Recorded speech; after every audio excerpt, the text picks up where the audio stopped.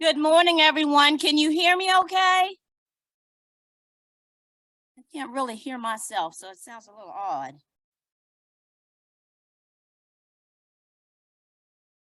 Well, welcome.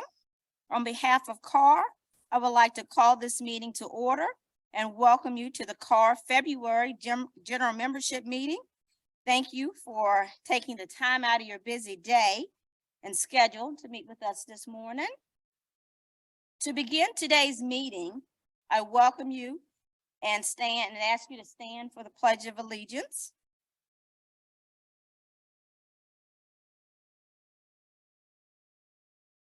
I pledge allegiance to the flag of the United States of America and to the republic for which it stands, one nation, under God, indivisible, with liberty and justice for all. Thank you. At this time, I would like to acknowledge CAR's antitrust statement. This statement ensures we encourage discussions that promote all realtors and does not restrict competition among members or potential members. We ask and we work to foster a forum for an open discussion on diverse opinions without any attempt in any way to discourage or sanction any business practices. The CAR antitrust statement will be acknowledged before every CAR meeting. The full copy of the antitrust statement is available at the registration desk for in-person, for all of those who showed up in person. And it is in the handout on the Zoom, for those Zoom participants. As this is a general membership meeting, we will move into approving the minutes from our December general membership meeting and installation of officers and directors. The minutes were included in this morning's handouts. Hopefully everyone's had a chance to look over it. Are there any additions or corrections to the distribution of the minutes? If so, please raise your hand or submit your feedback using the Zoom chat window.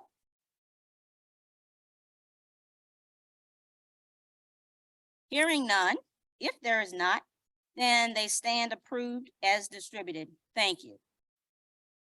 We are extremely grateful to our sponsors for stepping up and helping out and helping to provide this wonderful program. This morning, it's being brought to you the courtesy of the supporting sponsor, Fulton Mortgage Company. Sorry, my mouth is a little dry this morning. We value the professionalism, service, and support of all our affiliates to CAR and its members. Before I continue with our agenda, I want to acknowledge the month of February as Black History Month. Black History Month is a time for Americans to learn about much of our nation's rich history that is sadly and often under-discussed or neglected to be discussed. Please set aside time to learn and honor this history. Read books, listen, find new products, visit our local Jefferson School of African American Heritage Center, which is a great resource, or visit blackhistorymonth.gov and share and tell your stories of what you've learned with others to help you honor the Black History Month. At this time, I would like to give a warm welcome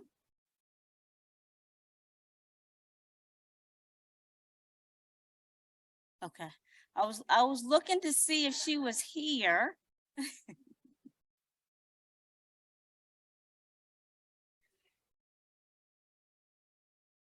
Okay, well, we're not gonna wait for that. Okay. So I did also want to acknowledge that we have Terry Sue here, the CEO of the Virginia Realtors.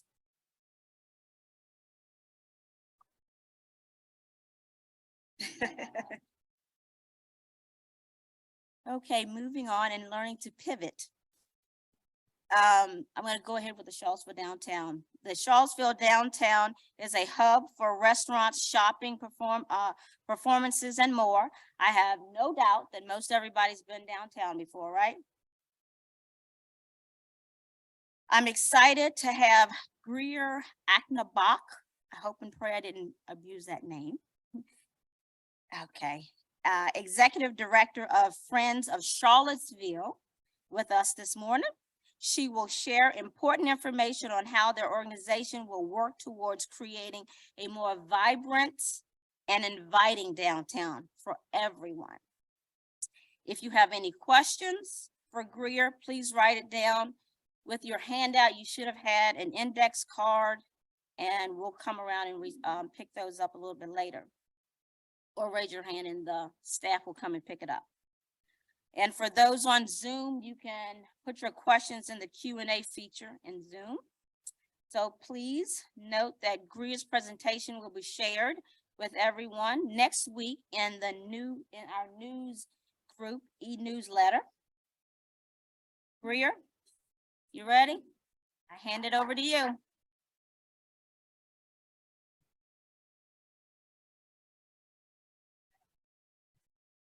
Hi, good morning. Thank you so much for having me. My name is Greer Achenbach. I am still pretty recently married and stumble over that last name as well. I am Executive Director of Friends of Charlottesville Downtown. Hopefully you have heard of us, but I would not be surprised if you haven't. So first question is, what is it and who are we? So Friends of Charlottesville Downtown is a 501c3 nonprofit created in 2021. Our mission is to make Charlottesville a better than ever, more inclusive place for everyone by working with city government and the community to craft strategies and programs that stimulate downtown social and economic vitality. We are a Main Street placemaking organization. You might be familiar with the former Downtown Business Association. We absorbed that organization into Friends of Charlottesville Downtown and took over many of the functions, but our mission is broader. So what's the plan? What is Friends of Charlottesville Downtown's plan for improving downtown? It's 4 parts. So we want to foster a thriving and diverse economy that supports Charlottesville's downtown business community, excites visitors, and meets the needs of residents. So when thinking about initiatives to improve downtown, I often ask myself, is this supporting the economy, the businesses, or the workforce? We want to cultivate a lively and engaging downtown atmospheres that identifies downtown Charlottesville as a destination for locals and tourists alike. So is there something to do when you come downtown? Is there a reason for people to come? We want to create a truly welcoming environment that enhances the experience of downtown Charlottesville's visitors and residents. Is it a nice place to be when you come downtown? Is it safe? Is it clean? Is it accessible? And then last, we want to increase Friends of Charlottesville's organizational effectiveness and ability to deliver on this mission. So as I mentioned, we are about a year old. I started last May, and we are still building our capacity, but are very excited about the energy that we're seeing downtown. So to talk with you a little bit about how we hope to go about accomplishing these things. So goal 1, foster a thriving and diverse economy. We want to support and retain existing downtown businesses through extensive marketing and communication efforts. So we do this in a number of ways. We have 20,000 plus followers on social media. We have a weekly spot on NBC 29, and often we use our website and other things to promote the downtown businesses. We also want to drive traffic downtown through our gift card program. So we are still growing that, but we run and manage the downtown gift card program, where you can buy gift cards and redeem them at restaurants and stores. One other thing we're thinking about with creating a thriving economy is creating more collaborative initiatives. So I'll get into it a little bit later, but things where the businesses are working together to drive people downtown. So over the holidays, we did scavenger hunts or cocktail trails, things like that, where they're working together. So goal 2, cultivate a lively and engaging downtown atmosphere. There's 4 parts to this.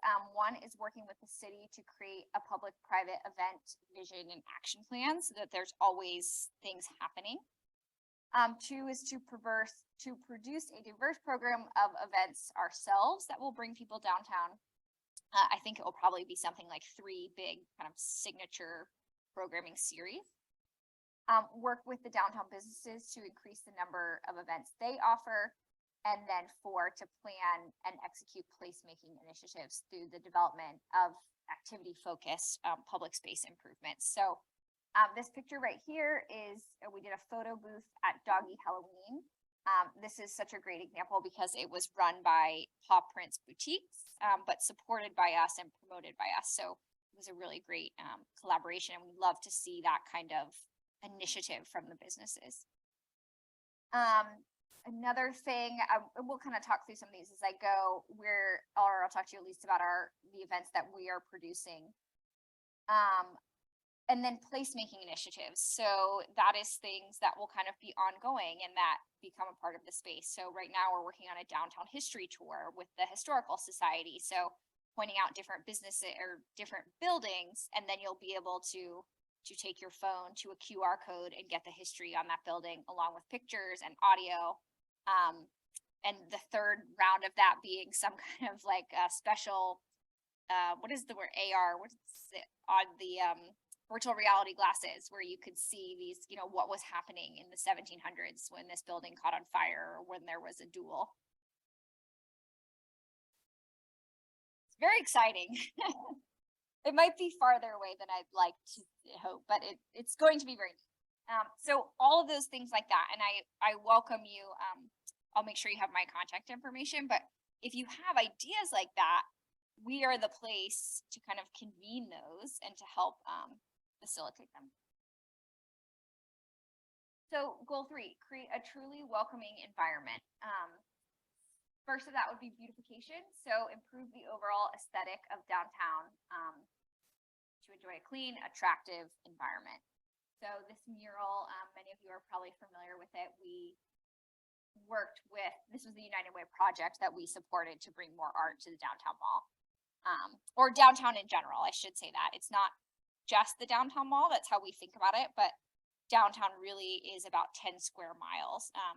So that's a big part of the vision, is that we are creating something that feels like one space, that you could walk all the way from Belmont to UVA, and that there would be that sort of vibrancy and things to do.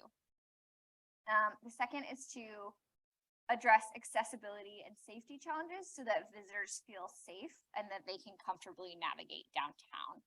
I anticipate some questions around this, given that the kind of recent safety concerns downtown. One of the things we're most proud of in our first year is gaining access to public restrooms on the downtown mall in York Place. That was a big win, as for so many years there was nowhere to go to the bathroom. And then 3, advocate for continued investment in downtown improvement projects. So we have a close relationship with the city and are continuing to build those relationships so that we can advocate for that type of investment downtown. 4, this is really more internal, but to increase our organizational effectiveness. So create a culture that attracts the best talent, not only staff, but board members and volunteer corps. I hope that you all will all consider making downtown somewhere that you want to volunteer and invest in. Our organizational infrastructure and awareness campaigns. So that's everything like our website, our marketing, and our accounting, things like that.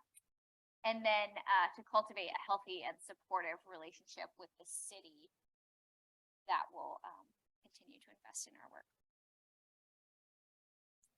So our biggest accomplishments of 2022, how many of you are familiar with the music box? Do you know what that is? So that was the first project that kicked off Friends of Charlottesville Downtown. This was actually prior to my being hired, but the original group wrapped the Landmark Hotel in art. It was an abandoned building. You can see it right there up at the top. And it is still there, but now it is something that's beautiful to look at.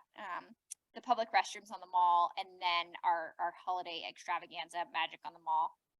I would encourage all of you to check out our website, friendsofseville.org, for a full list of the accomplishments, 50 plus small things that we're doing to kind of maintain and improve downtown. But those were the big headlines. And I put these photos up because I have so many from the holidays and wanted to talk through what we were doing. So we had the Holly Trolley downtown train. This ran every Saturday and Sunday from Thanksgiving through Christmas. We had volunteers driving the train. You might know Brian Pinkston there. And one of my elves who doesn't look very happy. It was really cold some days, but it was, we had over 1,000 children ride the train, and it was this amazing free community event that brought people downtown to spend money in stores and hopefully do their Christmas shopping or spend time with their families. We also did selfies with Santa. So here's a couple more of my elves and our kind of Santa's village that we had set up on the mall. This was also all free. So we had a line every day of kids that were coming to get their pictures taken with Santa.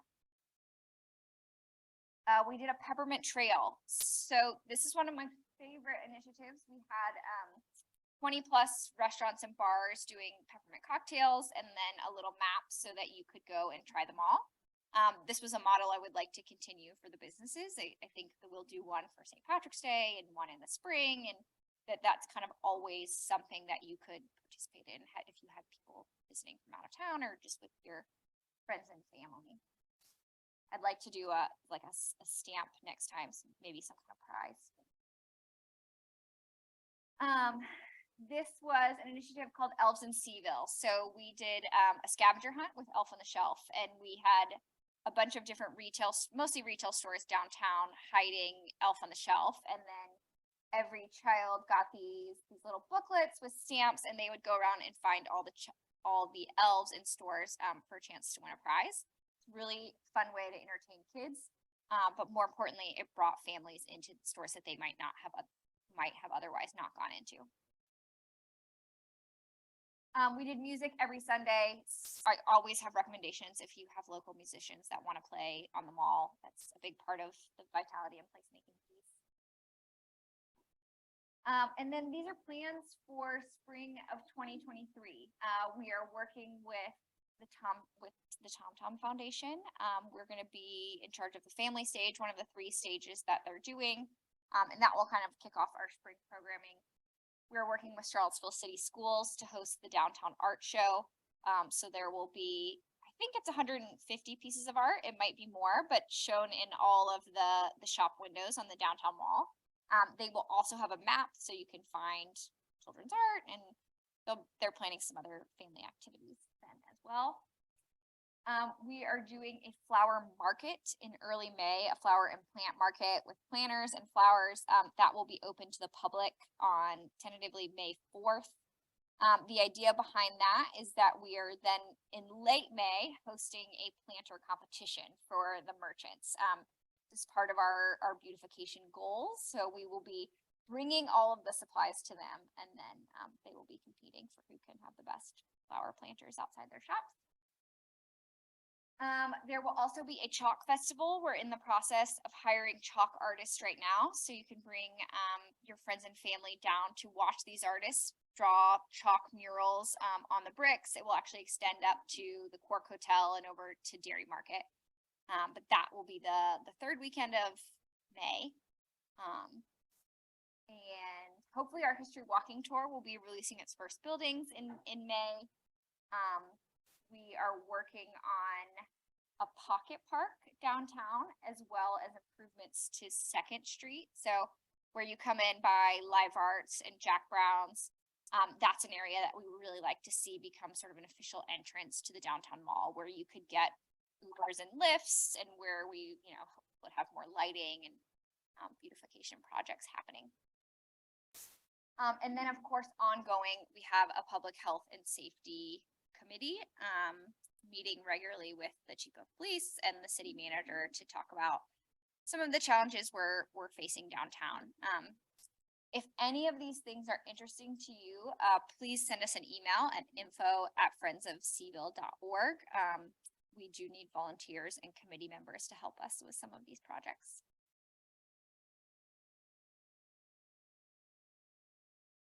So I would encourage all of you to join Friends of Seville and help us with our efforts to make this just a better place for everyone to live. You can join as a business member. That is a $200 annual membership and comes with a number of marketing opportunities. So if that is interesting to you all for your personal businesses, I would encourage you to do that. You can also just join as a friend. So that is really a donation at any level.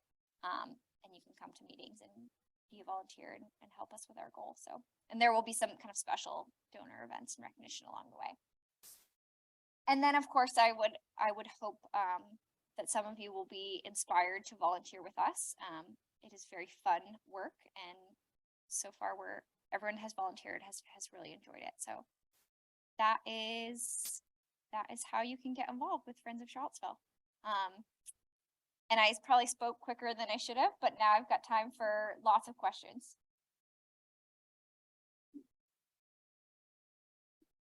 Thanks. Okay. Great.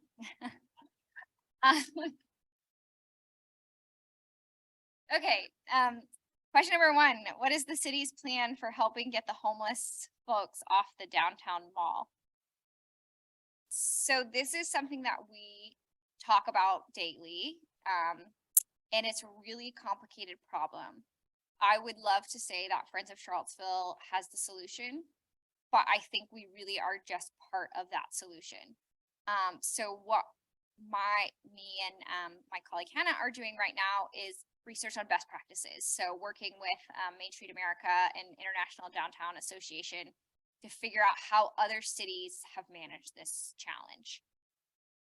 From there, I think it's going to be in collaboration with other groups downtown, be that the Haven or people working in affordable housing. And definitely with the city, the downtown or the city of Charlottesville has just assembled a downtown mall committee, which our first meeting is on March the 2nd. And I think that this will be a very, one of our first topics.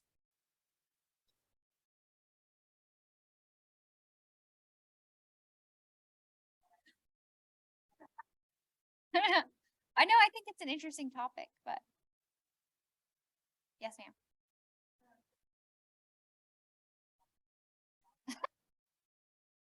No, there was not.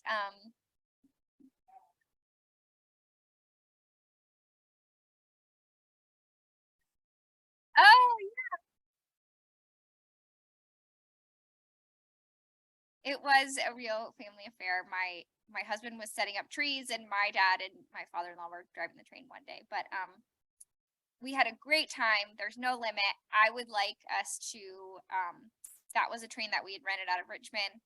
I would like us to invest in a train to have here in Charlottesville and run it more often than on the holidays. It was just so great to see young families wanting to come to the downtown mall.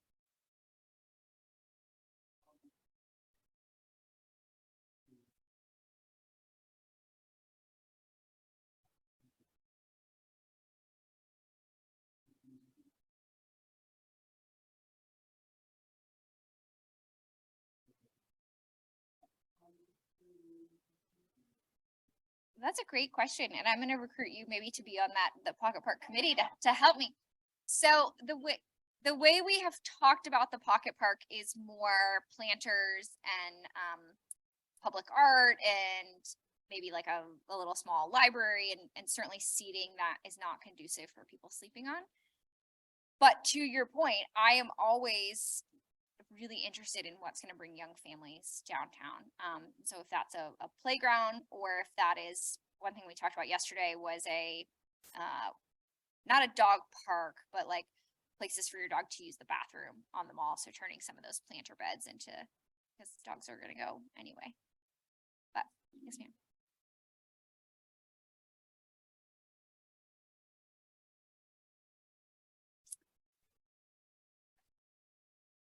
Absolutely.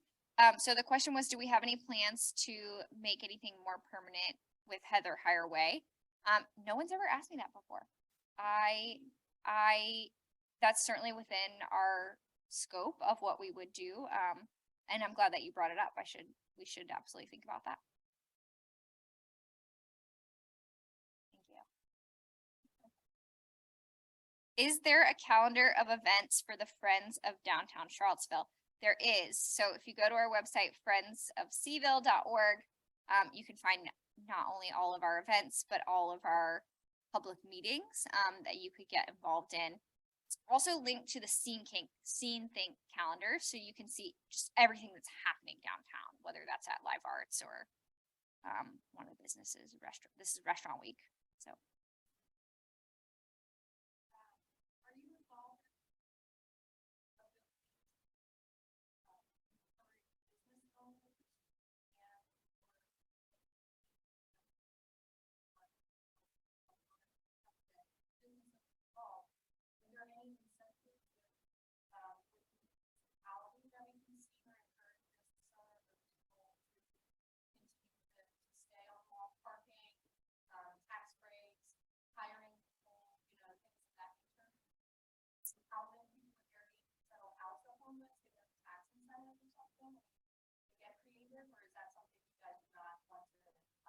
No, I would love to do all of those things.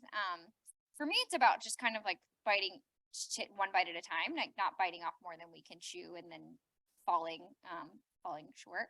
So absolutely, we would love to, the long-term vision would to be to work with the city as kind of a think tank and to bring in people, be it from UVA or other experts who could help us tackle things like affordable housing or transportation or obviously those are huge issues or barriers to coming downtown is the parking and staff, like, you know, nothing's open for lunch because they can't find the workforce. So workforce programs. As far as taxes, again, I don't want to speak on something I'm not an expert in. Neil maybe could help us with some of that, but we are looking at kind of what is our long-term revenue stream, if it makes sense for us to be a bid, like a business improvement district, or if we're just at this point, we are private philanthropy with some grants. And so figuring out kind of our long-term funding revenue stream.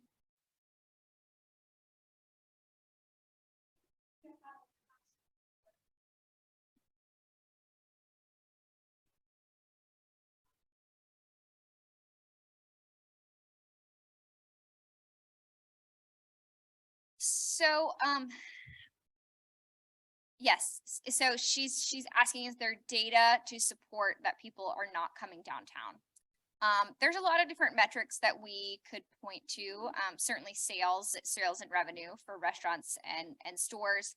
I would also really like to use something called Placer AI, which is like use of cell phone data to show how many people are coming downtown. It doesn't have specifics. It's not like a privacy issue, but it would show you some basic demographic data. And then some of it's just, I think, probably anecdotal. Like we can see that it's maybe not as bustling as it once was, given some of our recent challenges. Oh, you have a second.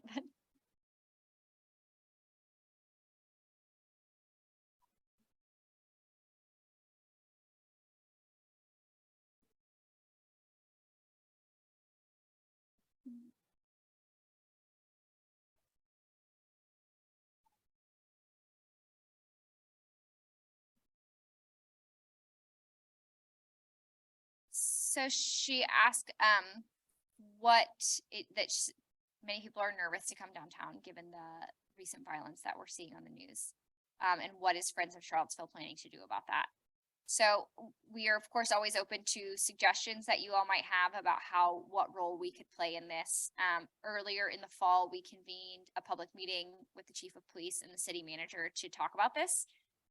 And then other than that, our role has been kind of working with the businesses to make sure that they feel safe and that their staff feel safe. And then trying to create more positive things on the mall so that the hope being that the more positive activity there is, the less opportunity there is for that. We have talked about an ambassador program, or some type of private security that might make people feel safer. I think another challenge for us is really just a PR challenge, is that it doesn't, for me, I'm down there every day and it doesn't feel unsafe, but what is being presented on TV is that this is, happening every time you turn around. So we hope to kind of improve that reputation. So Neil, you had a question?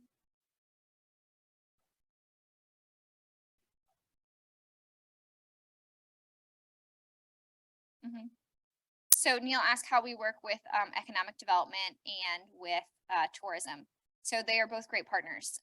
With economic development, we met with, we have a representative from economic development that comes to our monthly meetings, who is a great resource. We are working right now with them to produce a digital map for our website of downtown. So, the kiosks that show where everything is on the mall are almost always out of date because things are changing so quickly. So this week's project is we're working on a map to put that, updated in real time. And then we are doing a map, like a printed map that will go to all of the hotels. Tourism is another excellent partner. So we had a grant from the Convention and Visitors Bureau for Magic on the Mall, our holiday events, which not only made it possible for us to do that, but also for us to promote coming downtown and have a really robust marketing campaign. So they have been both amazing partners, and we continue to mutually support that kind of work. And I have one written right here. So, this is just an observation. You should consider hosting some type of housing fair. Is it CAAR, or do you call it CAR? CAR may be able to use a national or state association grant. I like that. Yes, sir.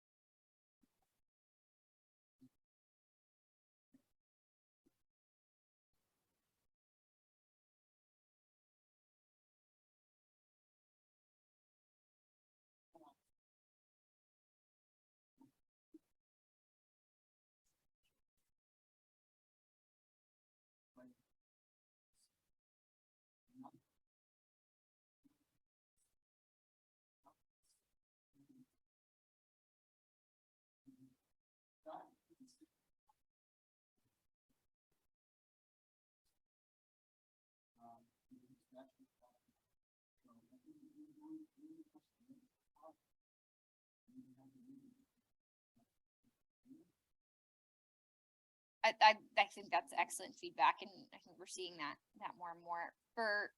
From your perspective, or kind of open to the group, do you feel like as people come to look at property in Charlottesville that they are concerned about the reputation of downtown?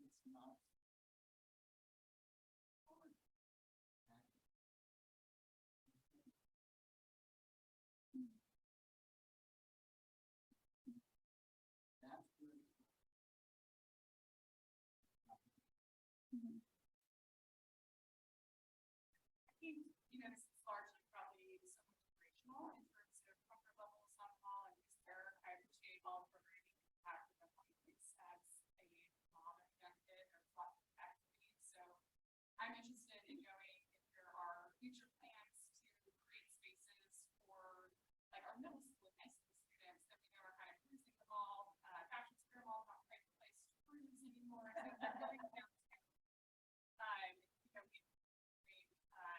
Purposeful initiatives and activities for different types of community members, not just our, wealthier young people. Absolutely. I'm so glad that Emily said that. So just to repeat your question, she's asking about purposeful initiatives for all, more diverse initiatives, basically, that attract, whether that's middle and high school students or older residents. And so absolutely. And that's really just a matter of having only been in the organization for so much time. The middle and high school piece is a little bit challenging because they were kind of, the businesses weren't a fan of people, these kids that were coming and skateboarding around the mall and kind of getting in the way, or there was a shoplifting problem. But I do want to be much more intentional about that. So some of the really small things are like, maybe you have like a dancing, like a dance revolution party or something like that. And TomTom is doing a great job with trying to bring some of that diversity. We are also thinking about how we can make it somewhere that's more attractive for our retirees. So working with the center, is it, you want to do a weekly walk the mall tour, or set up some kind of, facilitate something where people would come down on a bus and do a lunch and some kind of activity, or all of that kind of programmatic stuff to increase diversity is really important. As well as providing free things to do. That is the biggest challenge of the mall, is there's not even anywhere to sit unless you're spending money. So additional seating and amenities, as well as lighting or things that make people feel safer. So absolutely. I've got 2 questions here. So are there any events or installations planned to celebrate Black History Month? No, not because we don't want to, and actually just that's a amazing idea. We should try to do something more, just the fact that we are, less than a year old and have been not maybe as structured as we would like to be, or intentional, but that's a great idea and we would love to do that. And then the second one, maybe emergency call stations like on UVA grounds. I love that idea too. I think that's more security presence is, in my opinion, a good thing. Have you thought about doing something similar to downtown Lynchburg, where they have a gift card that can be used at many of the downtown stores and restaurants? Yes, we do have a downtown gift card program, and Lynchburg is doing a great job. I use them as a model for our first year plan. So we really like some of the things Lynchburg is doing, particularly in public art and programming. Any other questions? Thank you.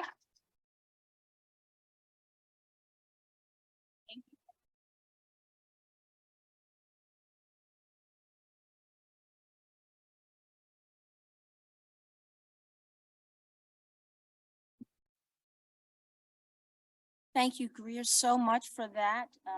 Great information. It's always good to know what's happening in our market, in our footprint, so that we can help guide our clients. And I can say, I'm on the downtown mall as on a regular, and I feel very safe downtown. Go down there, sometimes the media hypes things up and makes it a little more dramatic than what it actually is. And great program. I'm very encouraged by what I see when I go downtown. So thank you so much. We truly appreciate that. And as realtors, we definitely want to keep a pulse on what's going on in our community. So thank you again, Greer. And we are also fortunate to have the president of the Virginia Realtors. She made it safe. Yay. Katrina Smith, welcome.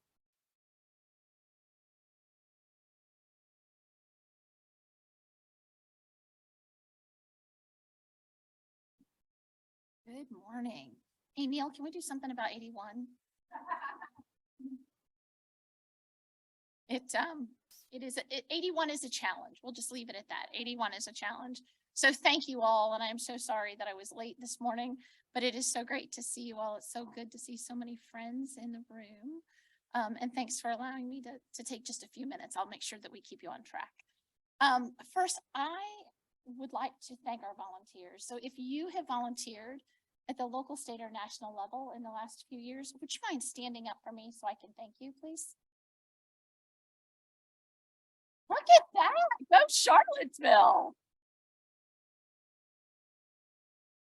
Thank you all. When you take time to give time to your association, no matter what level it is, I recognize that you're taking time away from your family and your business to donate to the betterment of our membership and our association. And I'm very, very grateful for that. It takes a lot of time to do what we do at the association level. It takes a lot of volunteer hours. So thank you so very much for your participation in that. Also, I did want to talk about the amazing relationship that we have with Charlottesville. And when I say we, Virginia Realtors has with the Charlottesville Area Association. We work hand in hand together to provide our realtors the benefits and support that they need to grow their business, whether it be financially or from a knowledge base, from a business development perspective, from a professional standards perspective. We really do support our entire membership, not just the people sitting in this room and not just our volunteers, to help you move the Realtor name forward, to make sure that the Realtor stays at the center of each real estate transaction. It is a really big focus. And I know that your AE is an incredible leader. We are so grateful to her for, right?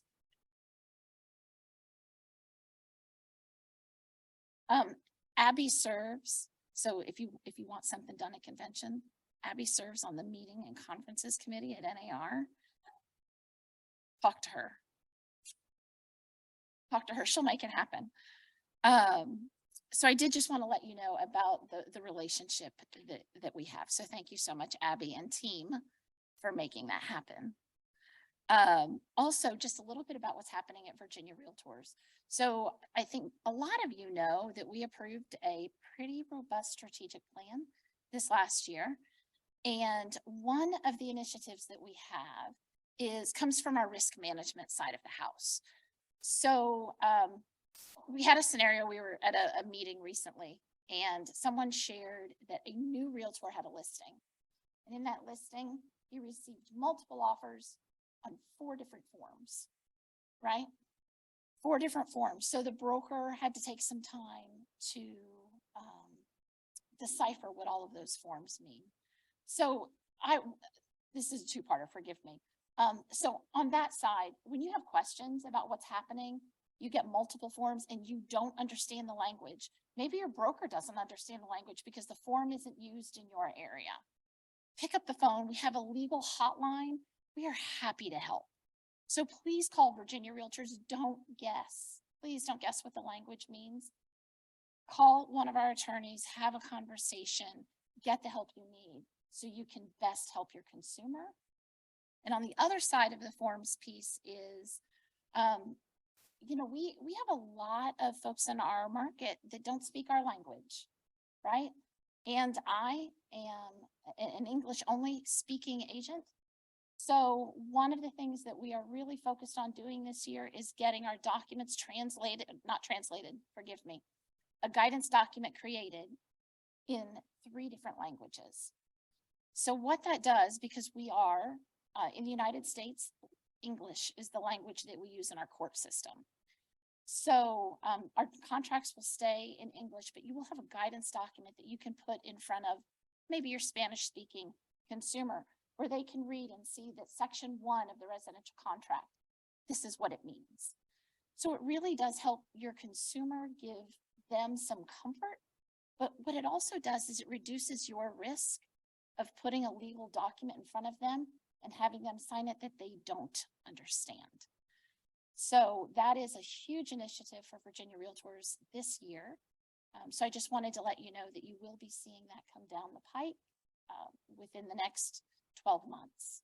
So, and Terry has a quick update that just came across the newswire. So I do want to give her just a very brief moment, and I want to keep my time to 5 minutes because I promised Abby I would do that. So thank you for letting me be here. Terry Suit's going to give you a very quick update on grantor's tax.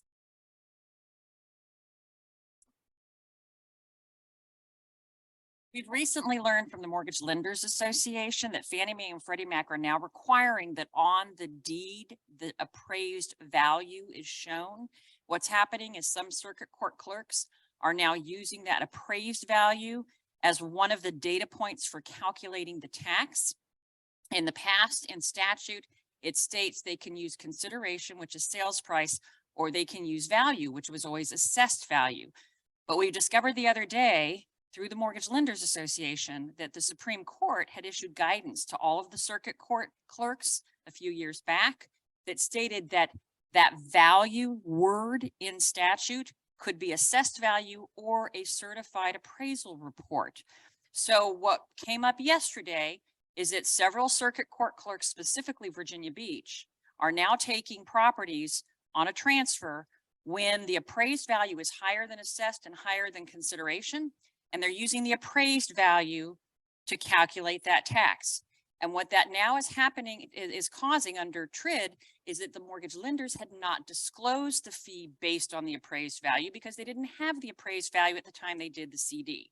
Or they didn't know Fannie Mae and Freddie Mac, because that just happened, were going to be showing the appraised value.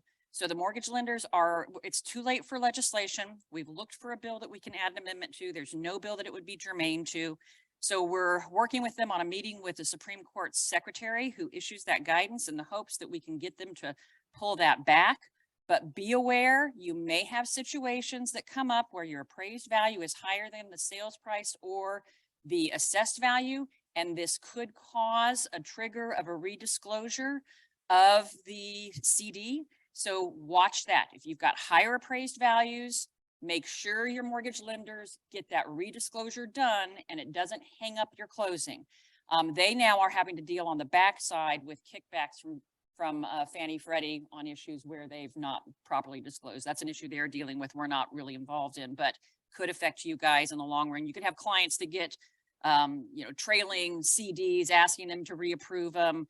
They'll be asking you questions. So just make sure you're in communication with your mortgage lenders. We're working on it the best we can. Wow. Thanks, Terry. And one other thing. So I'm curious, polling of the room, how many realtors have been licensed less than 5 years in the room? Wow. Okay. Well, welcome to the craziness. So for those of you, I mean, I think the rest of us have been through what we would all call a relatively normal market. I want you to know that what we're seeing is just a stabilizing of the market, right? It is not normal that we put a house on the market and we get 25 offers on day one, and we have to walk our consumer through that. So what we're seeing really is a good stabilizing of the market. Our chief economist believes that we are going to be relatively stable for 2023. So we're still going to do business. We're still going to sell a little bit more real estate than we sold last year, which is good because last year was still a great year. So don't be discouraged, right? We are not in a recession. The Economist says that we are not in a recession. Let me just put that back on Ryan. Ryan says that we are not in a recession. So does Dr. Lawrence Yu, and I trust them both implicitly.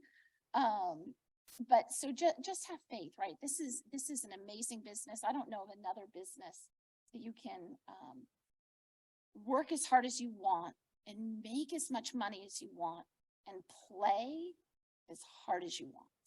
I mean, it is a great, great business. So, I'm glad to see so many seasoned agents in the room.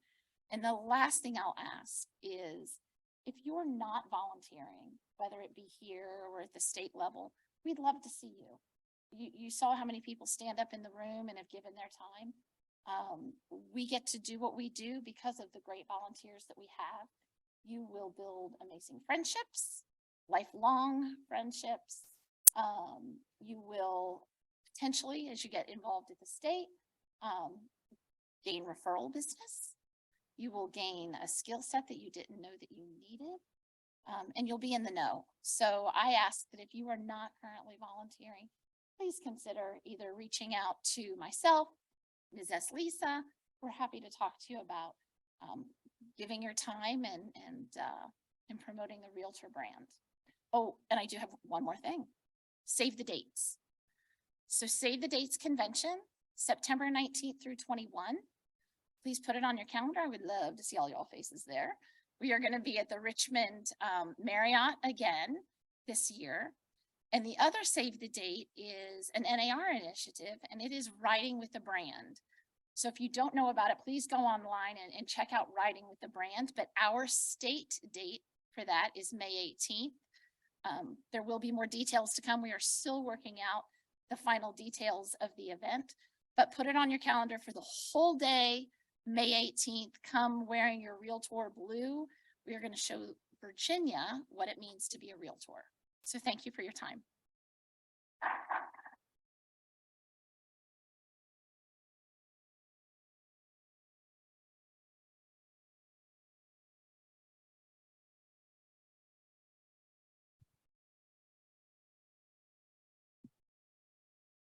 Wow, phenomenal information, right?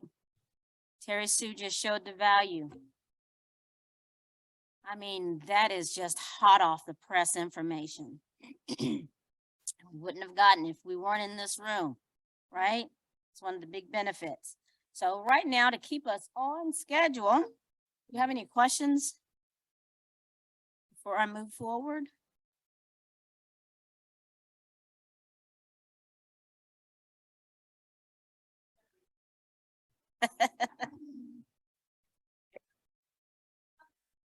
Here we go. Katrina, could you please tell us how to reach the legal team at Virginia Realtors? Absolutely. So the way you reach the legal hotline is to go online, log in, and go under, is it under the advocacy tab, I believe. You can find the legal hotline under the advocacy tab. And very important, you indicated that we would be translating or not translating. We would be providing a guidance document in 3 different languages. Could you tell us what those languages are? Spanish, Vietnamese, And I'm not sure about the third one. I've got to check with the team. They were surveying what the next highest foreign language use was. Okay, so we are researching what that third one will be.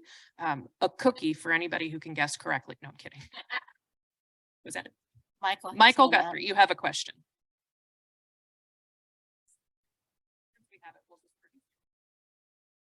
The legal hotline is such an awesome benefit that you guys offer. Is there any chance that the broker, we get an email saying that somebody asked for the advice, but we never get an email back as to what the advice was? And is there a way that that could be added into the equation? Because it's a little awkward that we get the question, but then, and we're the broker, supervisor broker, but we don't hear what the lawyers are telling the agents.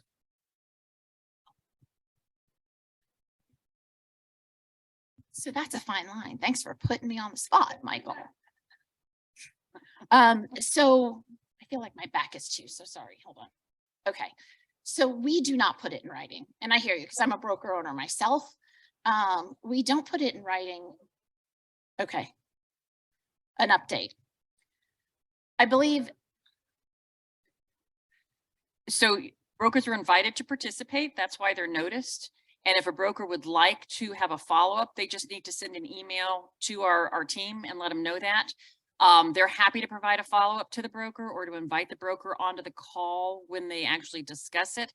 But if they were to call every single broker, many brokers aren't as attentive, as involved perhaps as you, Mr. Guthrie.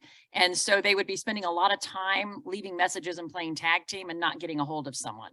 But feel free to just shoot an email saying, I'd like to hear how that ended up.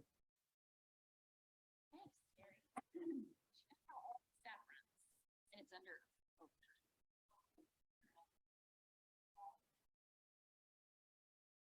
Great information. Any additional questions? We're good? All right, let's move on.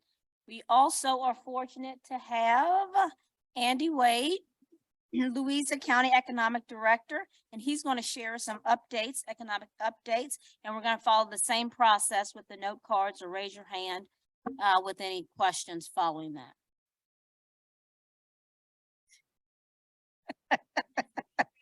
We're pivoting, so raise your hand. We'll bring a microphone to you. Here you go, Andy. Hand it over to you.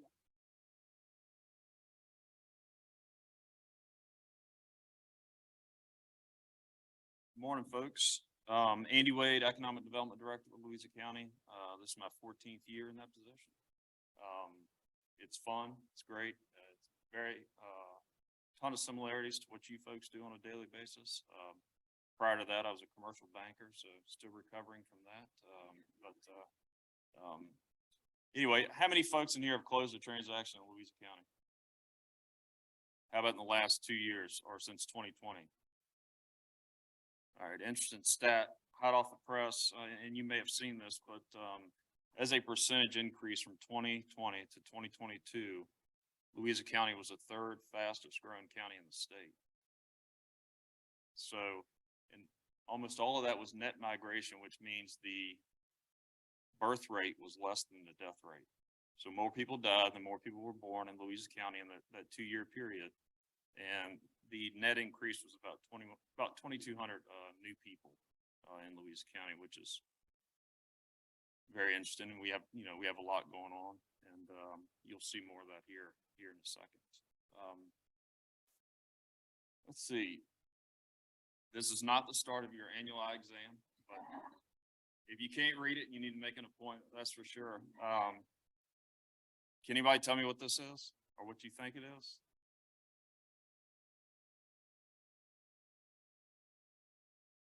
Who said it? That's right, that's right. So as county staff, we just went through a Myers-Briggs personality assessment. It was fascinating. It was very interesting, and I've been geeking out on what all these things mean for individual personalities.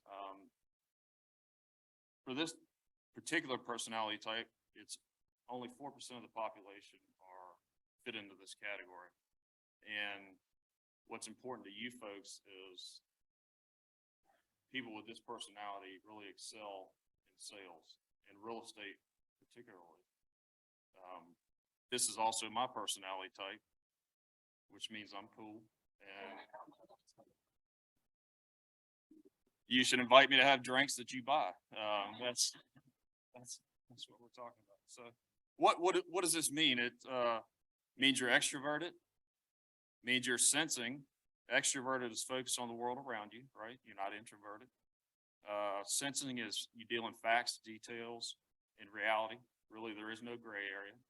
I can see that in our profession, what we do. Thinking, you make decisions based on facts, not emotion. And perceiving is the P, which means you're flexible and adaptable, and you keep your options open. And what you do and what I do, I mean, that's par for the course every single day, right? This lady over here mentioned, you get 25 offers, for one listing on one day. I mean, you've got to be able to go in multiple different directions all the time. So why am I telling you this? It's not really why I'm here, but I think what I do on a daily basis is exactly what you do. I'm the real estate agent for Louisa County. I market properties for the county, properties the county owns, properties individual developers own. We build buildings, we develop land. And, so there are a ton of similarities in what you do on a daily basis and what I do on a daily basis. So I just want to bring that to light, have a little levity, a little fun before we get into why I'm really here. Famous people that have the same personality. These are examples, not endorsements. The Rock, everybody knows The Rock, local guy, right? Jack Nicholson, cool guy. Anybody like to hang out with him, right? Donald Trump, Elvis Presley, JFK, and Pablo Escobar. So I picked, there are many more. A lot of you are over there Googling, what does ESTP mean, And there's tons of different personalities out there that fall into that category. So, all right, here we go. So we've got multiple new residential mixed-use developments that are approved and on the horizon in Louisa County. Crossing Point PUD. This is Zion Crossroads. This is, where the dialysis center is and the McDonald's on 15. It's tucked in back behind that. It's roughly 35-acre tract there. It's on the east quadrant of the interstate. This is a mixed-use project, multifamily, single or townhomes, development, and about 140,000 square feet of commercial space. This is another view. So this is looking at from the interstate back to the southwest. This project is approved. They're currently working on the utility, infrastructure right now. It's 78 townhomes and 218, multifamily units. Secondly, this is Zion Town Center PUD. This is tucked in this is the opposite quadrant of the, crossing point. This is tucked in behind the Walmart and the Lowe's on 15. There is a version of this project that's currently approved. The developer is coming back to add 120 additional units that will go before our board this coming Monday night for approval.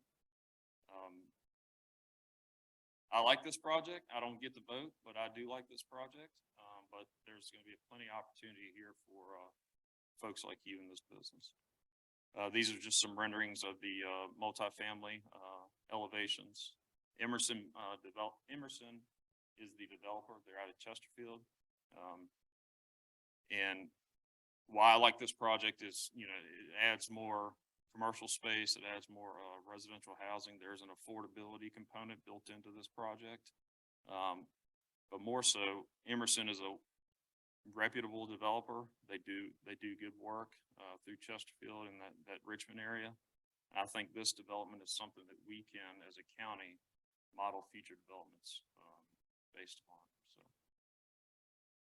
these are the townhome units elevations. Again, multiple. Let me get back real quick. So listing opportunities are 275 townhome units and 112 single-family units. And in the right-hand corner, this area, this is the single-family. I'm sorry, this single-family townhomes and multifamily commercial space, Walmart, Lowe's, as you can see. This is the newest development. This is at Lake Anna. This was very interesting. A lot of pushback in the community. I like this project too, because it's much better than what they could do there by right. What they planned to do there by right was a condotel, which, there's some gray area, and we don't deal in gray area, remember?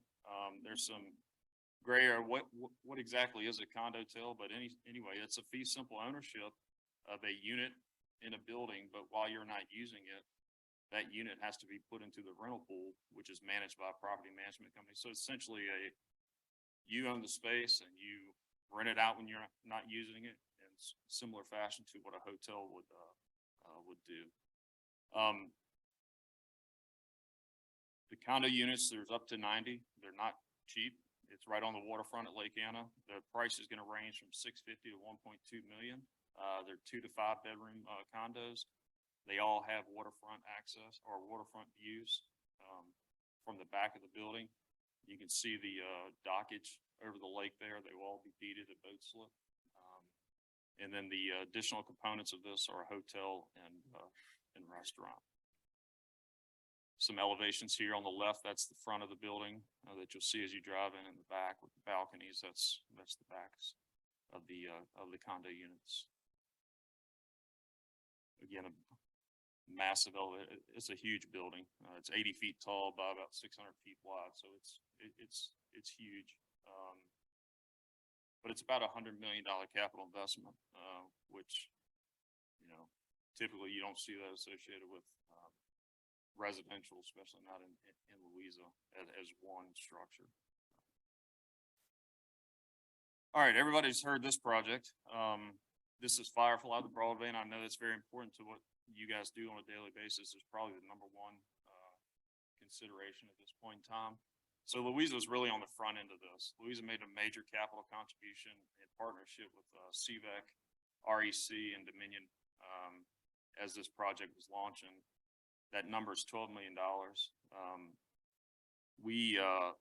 I don't know what we've paid out to date. We may not get there with all the grant money that they've been able to secure from daddy grants and things of that nature through the state and federal government. But anyway, this is game changing.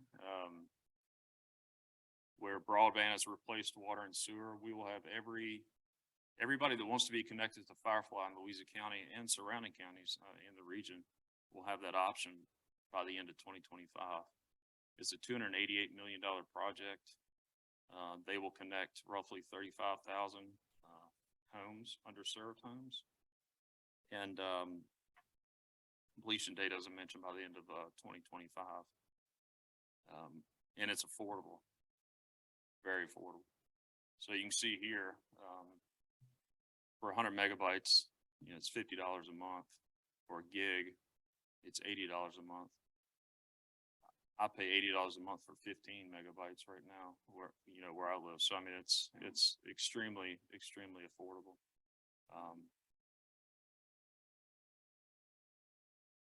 And lastly, I always like to highlight schools. I know schools are still important to buyers and, with school-aged children. So in Louisa, we have 6 schools, roughly 5,000 students, 900 staff, fully accredited, all throughout the division for 7 years, which is good.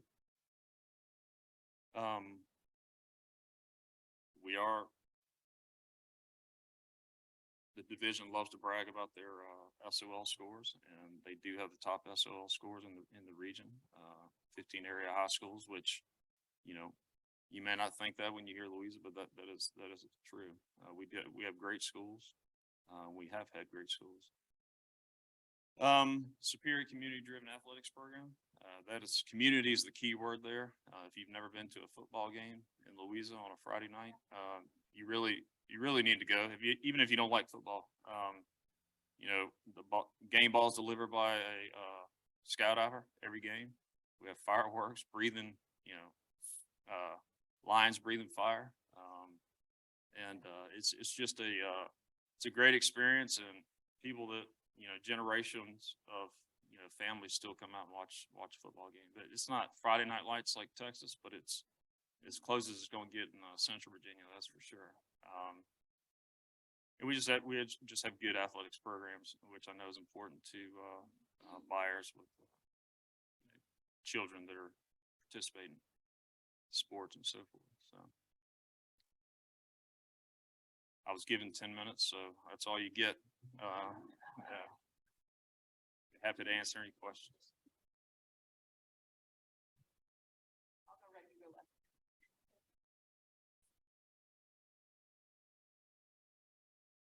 I've never used one of these before, so. I beg your pardon? Oh, close, okay. You're good at it. And this also may not be the proper time to bring this up, but since you've come up with that personality thing, that was quite interesting, and I think you'll follow into this. I've been in this area now for close to 75 years, and as an adult, not as. And one of the things that concerns me to a certain degree, and it shouldn't because I'm closer to the other end than I am to the beginning end, that it just appears that there's so much growth taking place in all the surrounding counties of Charlottesville. Greene County is exploding, Albemarle is exploding, down in Fluvanna, and if you're in the real estate business, we all see it as we ride around. Is there anything that the counties are doing? And again, this is not fair to you personally from your particular standpoint, but is there anything that's securing these things that are coming up as beautiful, Benton Road, whatever that is, that would ensure or guarantee that once these things are either approved or at a certain stage, that they are guaranteed to be built? Because with all this stuff that's taking place, it's going to be sad to see not just a building like they have down near the mall, Landmark, I think is what it's called, isn't it? The Landmark Hotel, that you're going to have subdivisions, because I personally, it's always difficult to imagine how all these people, how all these places are going to be fulfilled and occupied.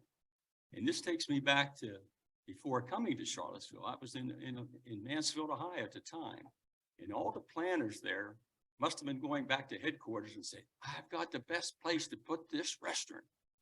When I first moved there, I don't know the numbers exactly because it's been a lot of years, but I'm going to say maybe there was 15 or 20 restaurants per se.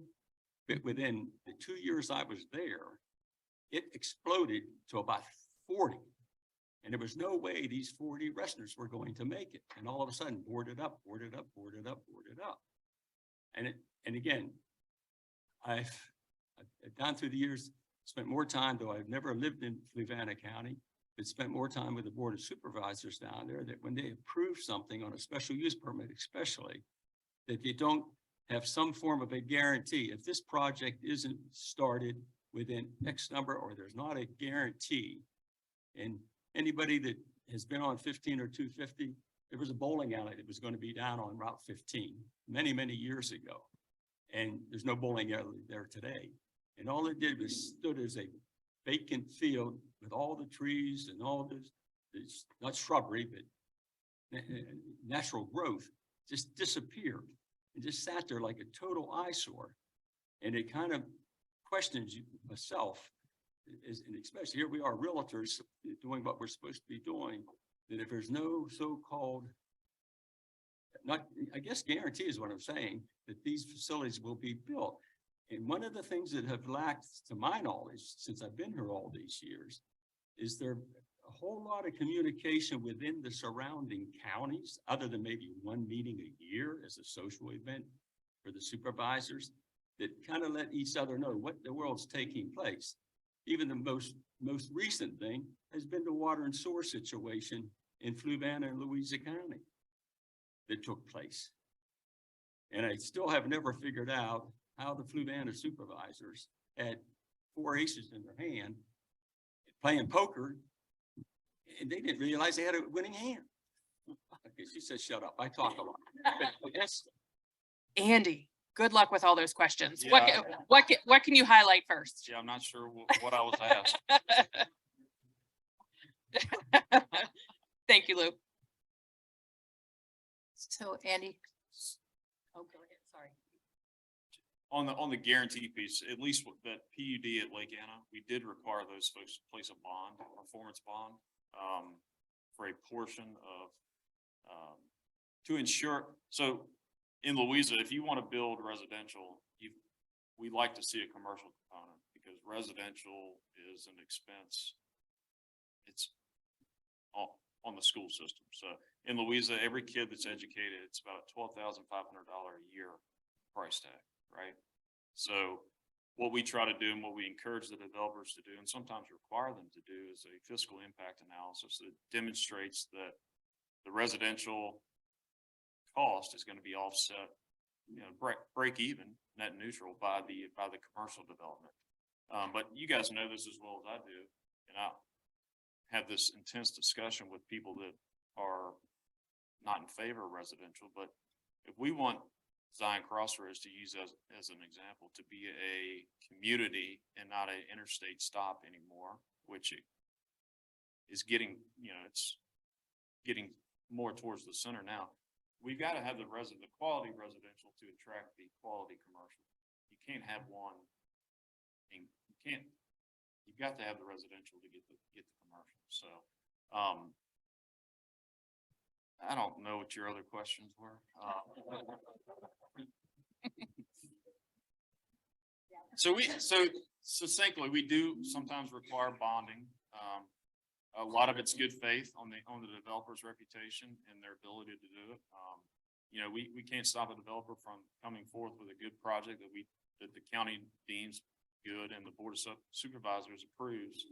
We can't stop them from selling that project after it's been approved, and that's the way things work. That's the way development works. Sometimes you have people come in and permit it, get it done, and then they sell it to another developer, and that's not atypical. Andy, I'm going to put my resident hat here on, so all of you ignore my CEO hat. Thank you for approving some quality stuff at Lake Anna. I'm a year-round resident at Lake Anna.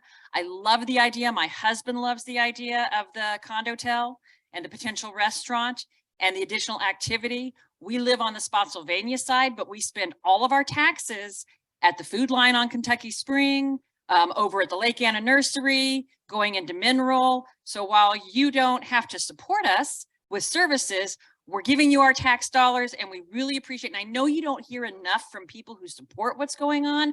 You hear from all of the out-of-towner, non-year-round residents that don't like what you're doing, but we love it and we thank you for putting some good quality stuff there at Lake Anna. Thank you. Yeah, we worked hard on that project, and it is a good project. And also what it's gonna do is that the revenue generated from that project is gonna allow us to extend water and sewer utilities along that corridor as well, which would be good for development. Andy, I first have to give Louisa County a big applaud for their schools. I know personally from volunteering there with some of the special needs students, the schools are amazing and what you all do with them is fantastic.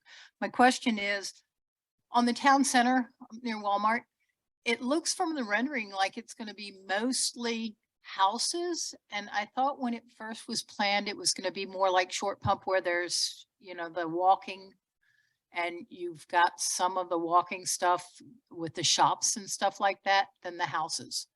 Yeah, so our PUD ordinance really focuses on walking, accessibility between the houses and the commercial. So what I didn't mention is down here, you know, that represents about 220,000 square feet of commercial space as well. So this has a hotel component up here, a box store, other box stores, and then whatever these out parcels represent. So this is, you know, a very integrated development. So there will be walking trails, or at least sidewalks as you know, development components for this project.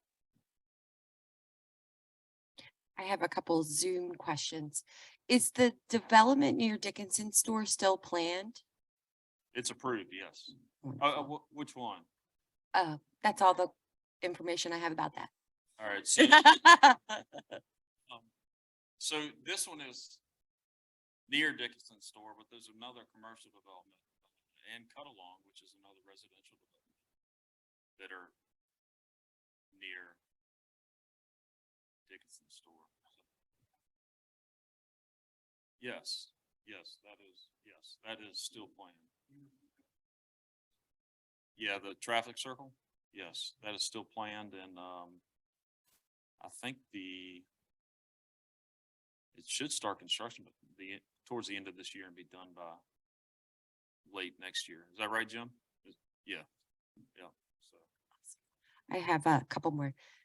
The next one is, when is the residential condo project at Lake Anna to begin? So right now they're going through their phase one, due diligence, and that's, you know, hydrology study for water, and architectural plan, site plan development. And what we have pinged in the future is a start date of probably June of 2024.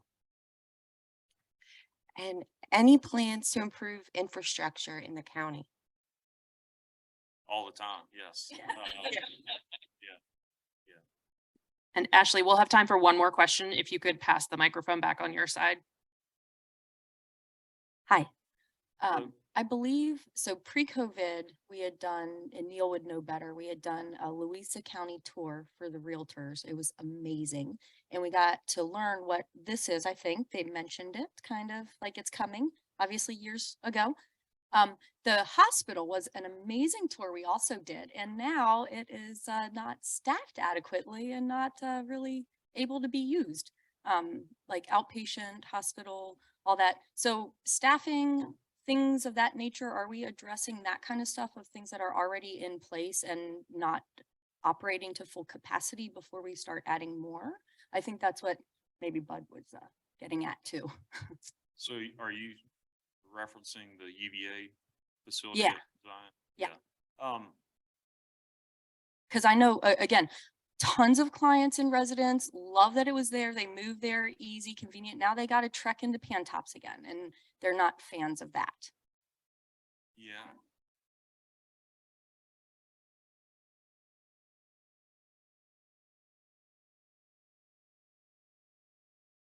Well,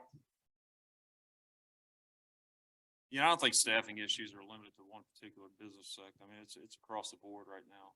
And you know, while we try to help as a county or local government, it's really not our function to, you know, tell people how they staff their business. They do. That building was designed to be an ambulatory center in the future. So as this growth occurs, you know, that's just gonna move the needle towards getting to that point where, you know, it's an emergency room. It's, you know, you could then, if somebody needs to be stabilized or maybe even an overnight patient would ultimately be, could stay at that facility. So we're getting there, or they are.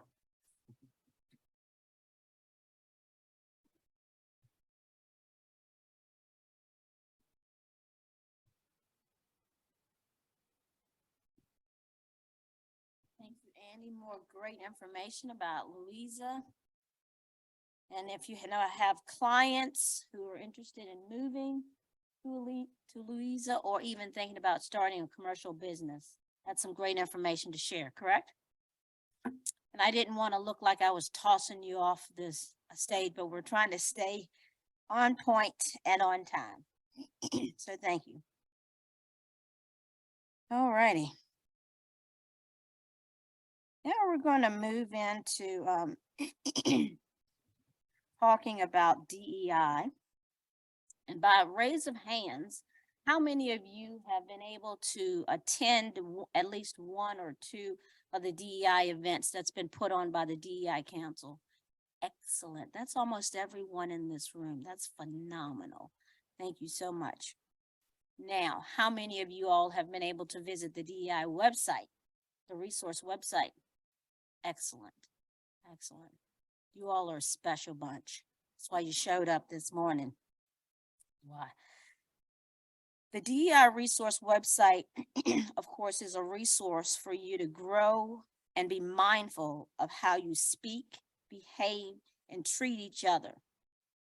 It was created by the DEI Council and continues to grow as we add more resources from CAR, the state, and the National Association of Realtors, and from the community. If you have any suggestions, please let us know. You can send it to DEI@CAR.com. Good, see, I pulled that from my memory. During the December DEI Farm Fresh Broadband event, the DEI Council announced new resources for membership, which was including the DEI library. And that's outside. So hopefully when you all were out there mingling around and networking, you had an opportunity to see the DEI library, which is available to all of you anytime in the CAR office. For this meeting, excuse me, we moved it to the roller outside. So before you leave, please take the opportunity to look at it if you haven't had a chance. We encourage you to do that. We have a variety of topics, and it ranges, even topics dealing for young children. If you want to have conversations with young children, and you are never too young to start learning something new, correct? And share what you've learned, and you can check out those books, as I said. Don't forget to always take custom DEI, the DEI custom made bookmark. They're outside. Please grab one. If you have a DEI book or resource, as I said before, please recommend it to us. Let us know. We're open to all ideas and welcome anything that you feel that is diverse enough to include in the library. It is not about any particular race, economics. It's all about us learning more from each other. CAR will continue to bring influential speakers to broaden our mindset and change the way our members and community real estate partners think or approach issues and situations. We're interested in growing, correct? Good, good. We encourage you to participate, listen, ask questions, and trying to understand each other. We all want to be better. That's a part of our strategic plan. So keep your eye out for more DEI opportunities. Register for them as they come up. We encourage you and your peers to join so that we can all be better. Through the efforts of the Public Affairs Group, the project team CAR received $25,000 National Association of Realtors Consumer Advocacy Grant, as I see Neil looking at me and smiling.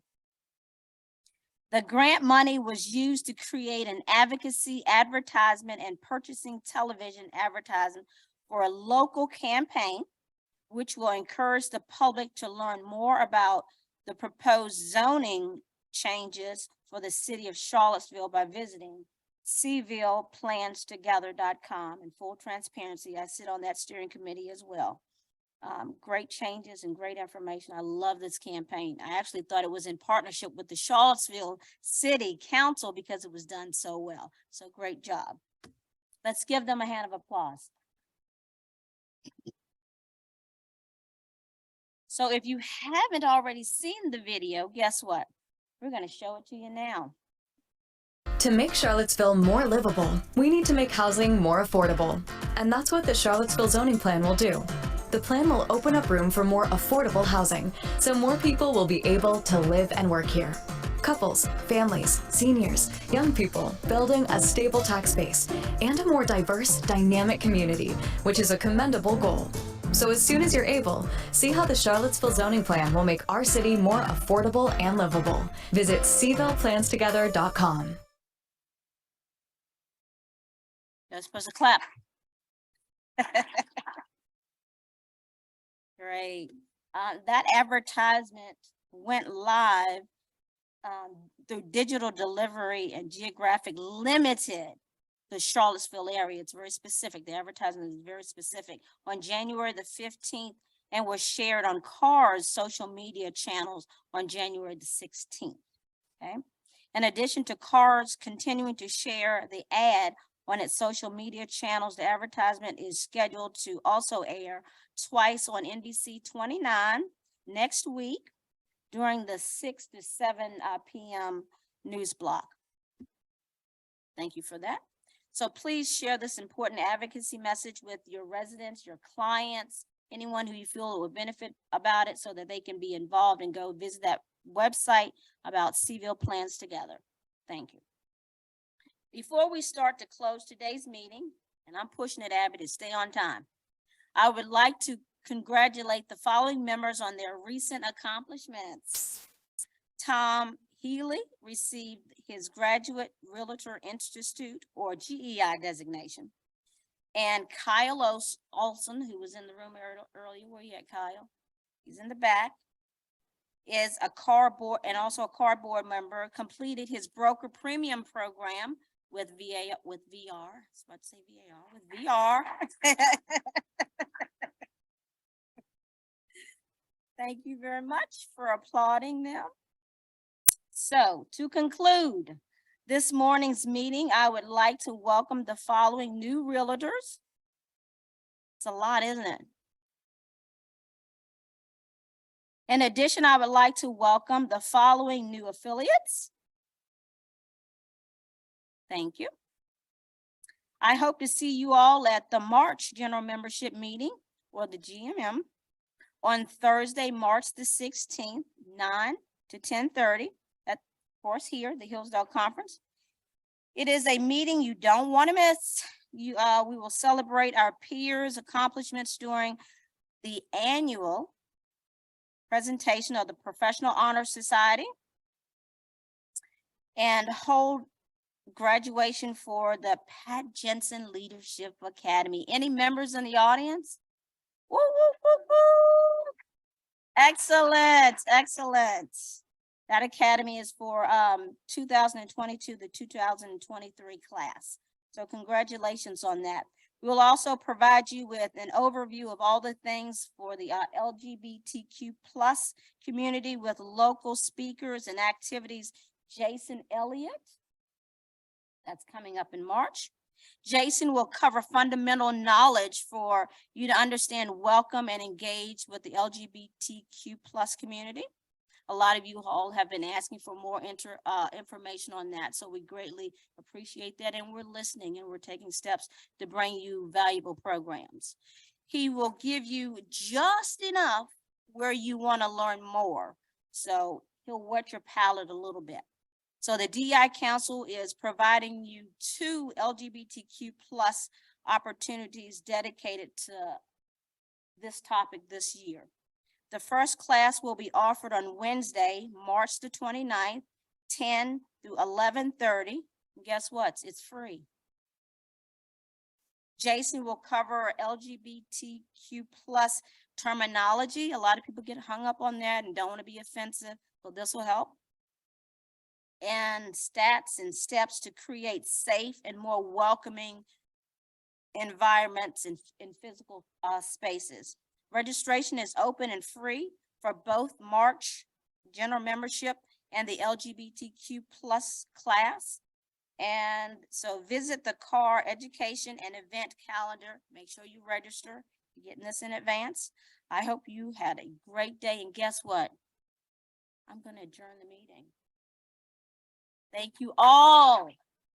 We ran a little over, but we did a great job. Thank you all. Have a great day.